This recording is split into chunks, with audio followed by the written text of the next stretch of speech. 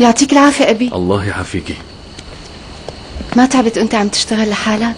اجا العريس ساعدني، ما تركني ولا لحظة. لكان حسين كان معك؟ بلا، لو بيعرف انك لسه ما نمتي كان اجا معي، بس بعدين اجا الدكتور علي ومعه الأنسة. قصدك الأنسة غنوة؟ شايفة على هالنسوة؟ لازم طالع الرخصة وكان بدي اطلب من الدكتور يساعدني. اجا اخوك شي؟ لا، وسهيل كمان لسه ما اجا. والله وضعه ما عجبني. من بكرة رح سلمه شغل المحل.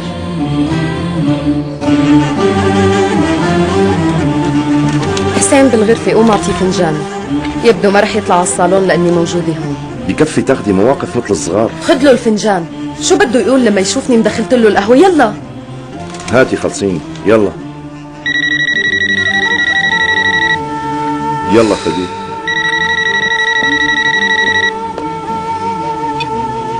الو، انا الدكتور علي. ايه ماشي، فهمت. جيب ورقة وقلم لحتى اعطيك اسم الدواء. ايه اكيد مرهم، تدهنوله منه مرتين باليوم بس فوق الحرق.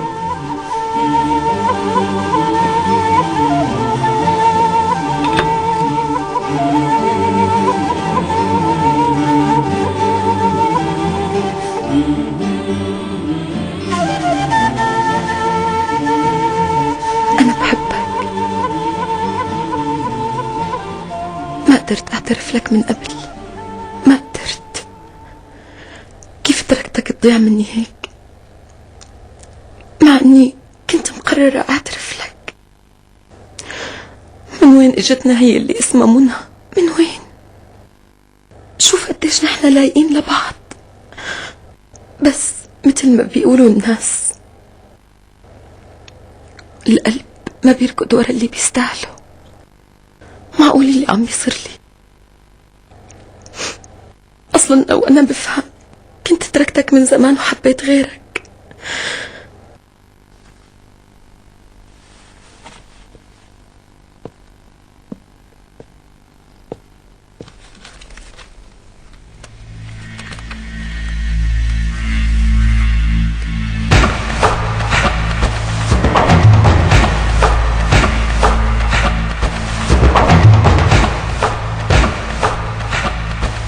والله لدفعكم الثمن غالي.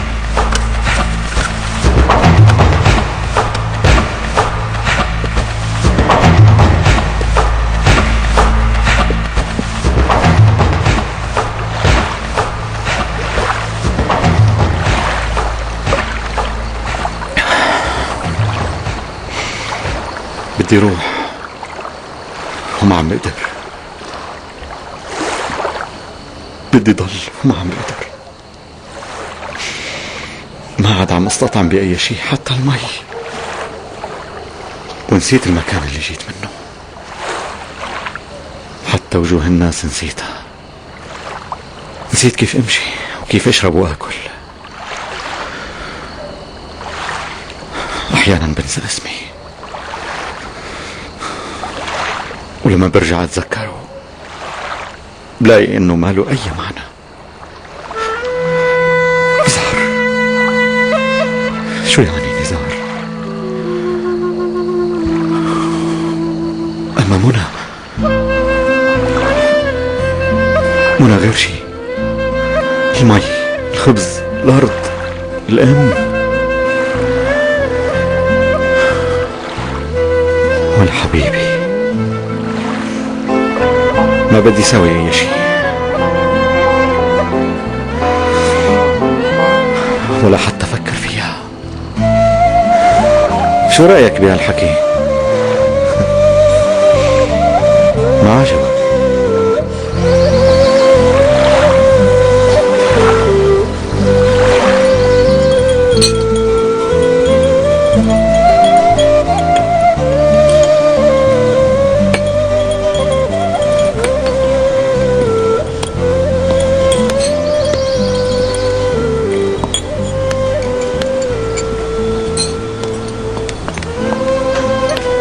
عيلة وحدة صارت 3.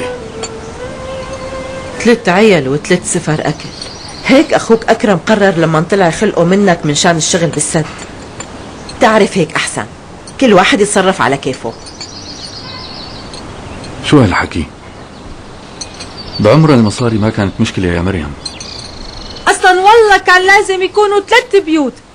جيت على هالبيت بالفقر ورح اموت بالفقر. امي قالت لي اني رح اتعذب بس ما سمعت منها. ما بنسى بنوب، حتى بدلة عرسي كانت اشهر. لو بتشوفوا من طلوع الضوء اجوا وقالوا لي هاتي البدلة مشان ما يزيد الاجار. هالحكي كله مو على دورك يا نادية.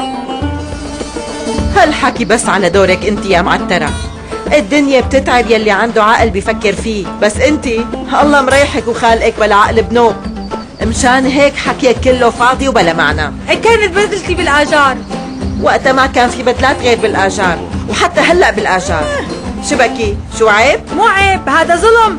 انا انظلمت كتير، بس الناس دائما لبعضها يا خانم. لنشوف انت مين رح تحتاجي يا ست مريم. أنا عندي ولد وبنت يا خانم، إن شاء الله ما بحتاج غيرهم. وعن قريب رح نجيب الكنة إن شاء الله، رح نجوز أمين. بكرة منروح أنا ونادية ومنشوف أهل البنت ومنتفق على الخطبة.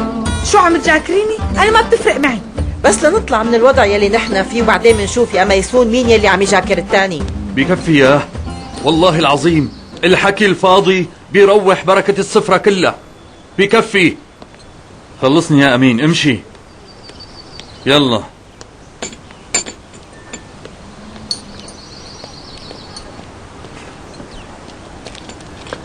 مبروك أكرم،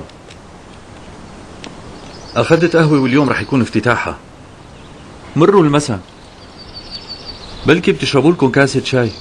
عم تقول قهوة؟ ايه والله. طيب ليش ما خبرتنا قبل هلا؟ والله ما كان قصدي خبي عنكم، بس صار الموضوع بالصدفة وبسرعة.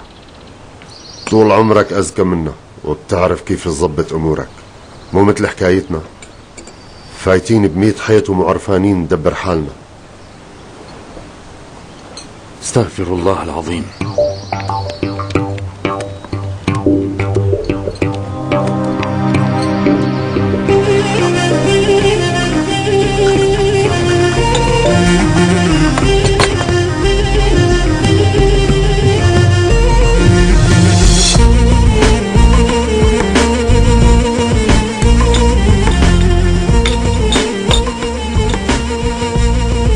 اسمع منيح، أول كاسة شاي على حسابنا، وخليك ضحكان بوش العالم. فريد هالبوز خلي الله يفتحها بوشنا يا ابني. ماشي ماشي، يلا روح الله يرضى عليك.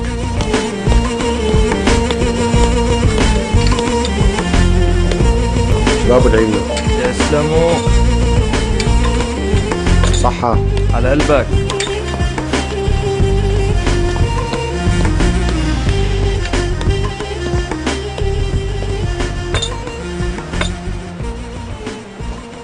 ايه الله يسلمهم، آية الرزق إن شاء الله. هالشي كله بفضلك وفضل الله يا شيخي، لولاك ما كنت قدرت أخذت المحل والله. ايه حاجتك بقى،